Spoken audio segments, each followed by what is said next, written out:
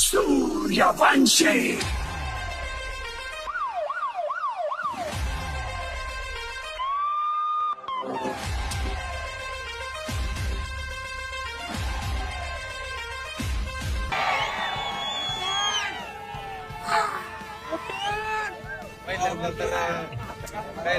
आणि ऊन दादा त्यांच्या समोर माझ्या हातात माईक